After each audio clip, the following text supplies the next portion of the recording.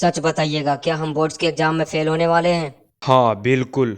एक मिनट, अगर ऐसा है तो यहाँ पर अगर मैं आपकी बात ना मानूं तो भी कोई प्रॉब्लम नहीं। हाँ बिल्कुल सही। तो हमारा लड़ने से अच्छा होता कि हम अपनी फैमिली के साथ जीते जीते मरे। तो इसका मतलब ये है कि हमारे लड़ने का कोई फायदा नहीं हुआ, आखिर में तो हमें मरना ही है। हाँ बिल्कुल सही कहा तुमने, लेकिन बोर्ड्स के एग्जाम की लड़ाई और असली जिंदगी की लड़ाई बहुत अलग होती है और चिंता करने की जरूरत नहीं है। तुम मरने मरने की बात मत करो। अगर कम मार्क्स आते हैं तो कोई प्रॉब्लम नहीं है, क्योंकि एक पेपर कभी फ्यूचर डिसाइड नहीं करता। इसलिए चिंता छोड़ दो सोल्जर, और प्लीज ग्राइंड करो, ग्राइंड। क्योंकि आज 2026 में एआई की बढ़ती हुई महामारी को देखते हुए जब हम बोर्ड्स के एग्जाम देने जाएंगे तो हमारा ध्यान ये नहीं होना चाहिए कि हमने कितनी बार क्रोम खोले। हमें ये बिल्कुल भी याद नहीं होना चाहिए कि हमने कितनी देर तक फ्री फायर या फिर पबजी खेला। हमारे दिमाग में ये कभी नहीं आना चाहिए कि हमने कितनी बार हिलाए। साथ में इससे भी घंटा फर्क नहीं पड़ना चाहिए कि तुम्हारा कितने बार रिजेक्शन हुआ। भले ही वो बात अलग है कि हमारा नाम बिंगो बुक में आने की जगह ठर के लिस्ट में आ गया, लेकिन आज जब हम बोर्ड्स के एग्जाम देने जाएंगे तो हम हमारे पिछले सारे जिला टॉपर्स की लिस्ट के ऊपर आने चाहेंगे, क्योंकि यही हमारा गोल है, यही है हमारा मकसद। भले ही हमने पूरा साल बार उखाड़ा हो, हमें भी पता है कि हमने झाट भड़ पढ़ाई की है, लेकिन घंटा फर्क नहीं पड़ना चाहिए, क्योंकि एक स्टूडेंट कभी उदास नहीं होता। और हाँ, पंखे से लटकने की बात तो भूल ही जाओ तुम, ये सब पापा की पड़ियों का काम है, हम माँ के मगरमच्छ का नहीं। और हाँ, एक बात बताना तो मैं भूल ही गया कि हमें ये भी याद नहीं रहना चाहिए कि हमने कितने किसको रील्स भेजे हैं। हमारा फोकस बस एग्जाम पे होना चाहिए, न्यूटन के उस फार्मूले को जिसको हम कभी चुतिया समझते थे। और न्यूटन को शुरुआत से अभी तक चुतिया समझने वाली ये जनरेशन बहुत ही कमीनी निकली है।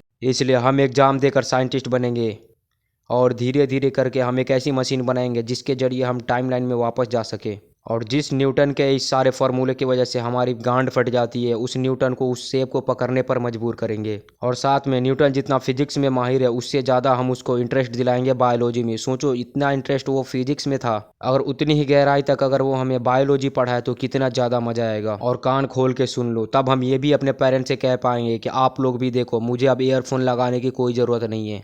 तो चलो साथियों, एक नई शुरुआत करते हैं। ये वीडियो सिर्फ और सिर्फ मनोरंजन के लिए बनाई गई है। अगर तुम्हारे पिछाड़े में खुजली होती है तो कोई बात नहीं, मैं बोलो तो लेके आता हूँ, एकदम लाल लाल मिर्ची लेके आऊंगा और तुम्हारे पिछाड़े में और भी ज्यादा रगड़ के चला जाऊंगा। और हाँ, कमेंट में गाली नहीं बेटा।